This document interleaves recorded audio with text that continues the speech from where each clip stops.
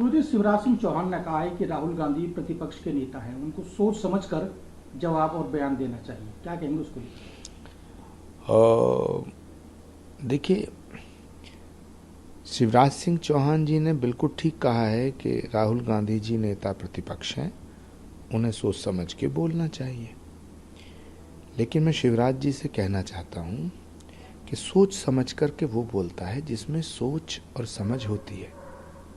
जिसमें समझ होगी वो सोच के बोलेगा, जिसमें सोच होगी, जिसकी कोई सोच होगी वो समझदारी की बात करेगा। अब जिसमें ना सोच है ना समझ, वो कैसे सोच समझ के बोलेगा? राहुल गांधी जी को एक आदत पड़ गई है, गंदी आदत, बुरी आदत, जो नहीं पढ़नी चाहिए थी लेकिन पड़ गई है। उनके जो इर्द गिर्द के लोग हैं उन्होंने उनमें वो आदत डाल दी है कि देश के बाहर जाके देश की तौहीन करो, देश की बुराई करो, देश को बेइज्जत करो। दुनिया में कोई ऐसा नेता नहीं है जो घर के बाहर जाकर अपने घर का फजीता करता हो। अकेले राहुल गांधी ऐसे जब विदेश जाते हैं अपने देश की तौहीन करते हैं, अपमान करते हैं।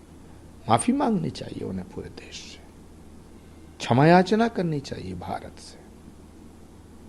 गुरुजी, कांग्रेस के कुछ नेताओं ने कहा है कि अगर मोदी जी विदेश जाते हैं तो उनका जय जयकार की जाती है, राहुल गांधी विदेश जाते हैं तो उनकी बदनामी की जाती है।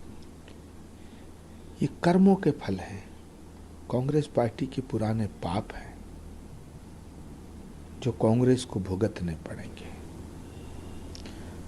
अब उन पापों के फलों के भुगतने का समय आ गया है।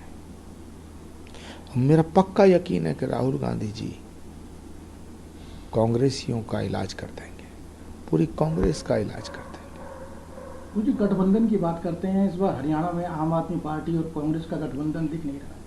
2 दिन समय कुल रह गया है पेपर नॉमिनेशन करने का, लेकिन अभी तक कोई फाइनल नहीं हुआ। आम आदमी पार्टी ने अपने उम्मीदवार उतार दिए और अब भी कह रहे हैं कांग्रेस की उम्मीद है कि गठबंधन हो सकता है। कांग्रेस की हालत पे मुझे दया आती है। 125 साल से ज्यादा पुरानी पार्टी, राष्ट्रीय पार्टी की ये हालत हो गई है कि रीजनल पार्टियों के चौखट पे गठबंधन के लिए गिड़गिड़ाते हैं। अभी भी किसी कांग्रेस के नेता की ये हिम्मत नहीं है कि वो डंके की चोट पे ये बोल दे कि हम गठबंधन नहीं करेंगे। आम आदमी पार्टी ने अच्छा किया, लेकिन सवाल इस बात का है, समाजवादी पार्टी भी चाहती है कि हरियाणा में कुछ सीटें मिलें।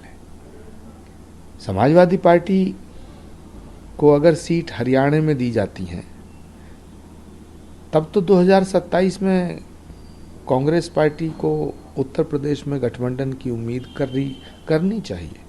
लेकिन अगर समाजवादी पार्टी को, आम आदमी पार्टी को हरियाणा में कांग्रेस सीट नहीं देगी तो फिर कांग्रेस की हालत दिल्ली में और उत्तर प्रदेश में क्या होगी ये कहा नहीं जा सकता है।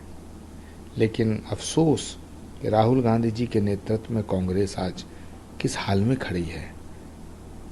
जैसे सांप के मुंह में छछूंदर है, ना गठबंधन अंदर को जाता है ना गठबंधन बाहर को जाता है। ये बेमेल निकाह था जो एक झटके में 3 तलाक बोलने से पहले ही खत्म हो गया। गुरुजी, राहुल गांधी ने कहा है कि 2024 का जो इलेक्शन हुआ था वो निष्पक्ष चुनाव नहीं था। देखिए, राहुल गांधी जी ने अमेरिका में कहा है कि लोकसभा का चुनाव निष्पक्ष नहीं था। इसका मतलब है कि चुनाव में बेईमानी हुई, तो उन्होंने एक तो भारत की तौहीन की है। चुनाव आयोग को उनको नोटिस देना चाहिए, उनके चुनाव लड़ने पर पाबंदी लगाई जानी चाहिए। और दूसरा, मैं अखिलेश यादव जी से पूछना चाहता हूँ कि क्या जो रिजल्ट आया है वो बेईमानी का रिजल्ट है?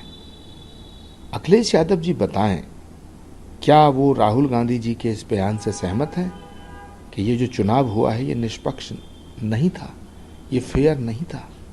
अगर ये फेयर नहीं था तो जितनी सीटें आई हैं वो तो बेईमानी हुई। तो फिर सबको इस्तीफा दे देना चाहिए। राहुल गांधी 2 जगह से चुनाव लड़े, दोनों जगह से जीते। अब निष्पक्ष चुनाव की बात कर रहे हैं। अगर चुनाव निष्पक्ष नहीं था तो फिर राहुल गांधी जी को रायबरेली से और वायनाड दोनों से इस्तीफा दे देना चाहिए। For exclusive and insightful videos, subscribe to our new channel ABP Live Premium.